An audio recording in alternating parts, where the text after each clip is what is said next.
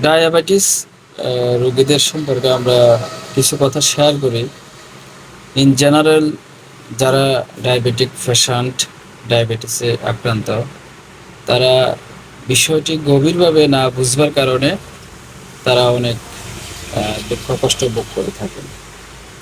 আসলে ডায়াবেটিসটা হচ্ছে আপনার ব্লাডে প্রথমে ইনসুলিন হরমোন বেড়ে যায়, এর পরবর্তীতে ব্লাডে গ্লুকোজ সুগারটা বেড়ে যায়।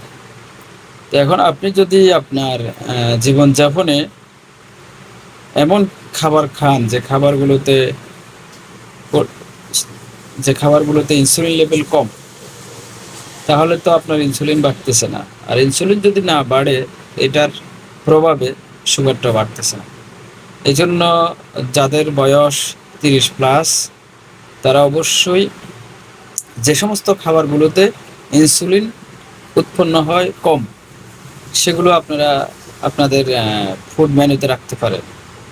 আর যে সমস্ত খাবারগুলিতে ইনসুলিন বেশি উৎপন্ন হয়, এগুলোকে কন্ট্রোল করেন বা অ্যাভয়েড করেন।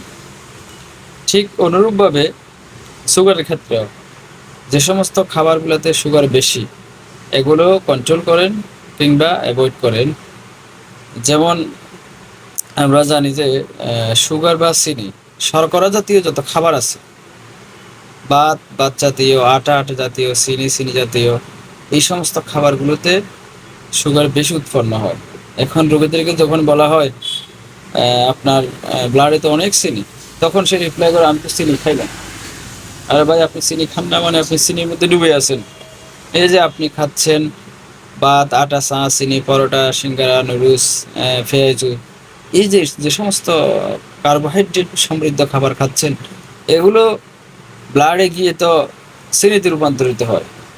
চিনি মানে যেটা বাজারে চিনি নামে পরিচিত, শুধু এটা চিনি না। চিনি মানে যত ধরনের শর্করা জাতীয় carbohydrate, all kinds of carbohydrate is called is sugar, চিনি। আমরা এগুলো কার্বোহাইড্রেট আকারে খাচ্ছি, কিন্তু ব্লাডে গিয়ে এগুলো চিনিতে রূপান্তরিত হচ্ছে। এই জন্য যারা প্রি ডায়াবেটিসে আছেন কিংবা ডায়াবেটিসে রান করতেছেন, উভয়ে যদি কার্বোহাইড্রেট, শর্করা জাতীয় খাবারকে কন্ট্রোল করতে পারেন, ইনশাআল্লাহ আপনার সহজে ডায়াবেটিস হবে না। আর ডায়াবেটিস যদি হয়েও যায় জেনেরিক বা অন্য কোনো অ্যানাদার কজে, তাহলে আপনার ডায়াবেটিস অবশ্যই সুপার কন্ট্রোল থাকবে।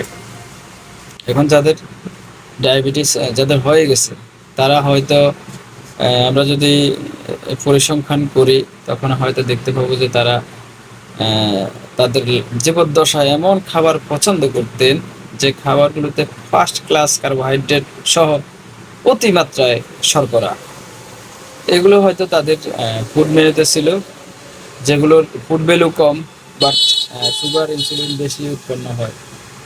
তো সর্বোপরি ডায়াবেটিস অবশ্যই এটা নিরাময়যোগ্য।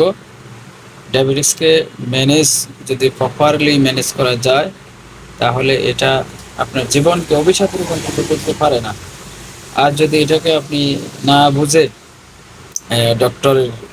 ডক্টরকে অন্ধভাবে ফলো করেন, ডক্টর যে ওষুধগুলো সাজেস্ট করে এগুলো বছর পর বছর পেয়ে যাচ্ছেন, কিন্তু ডায়াবেটিসের যে রুট কজ, যে মূল কারণ কেন, এই যে সিস্টেমটা যদি না জানার চেষ্টা না করেন, তাহলে আপনার জীবন প্রদীপ তো শেষ হচ্ছে, পাশাপাশি আপনার কোটি কোটি টাকা মূল্যের অর্গানসগুলো দুর্বল থেকে দুর্বলতা হচ্ছে। এই জন্য যারা ডায়াবেটিক পেশেন্ট কিংবা প্রি ডায়াবেটিসে আছেন, তারা অবশ্যই আপনি আপনার ব্লাড সুগার লেভেল, ব্লাডে ইনসুলিন লেভেল, এই দুটো মেজারমেন্ট করেই আপনি আপনার ফুড মেনু ডিজাইন করবেন।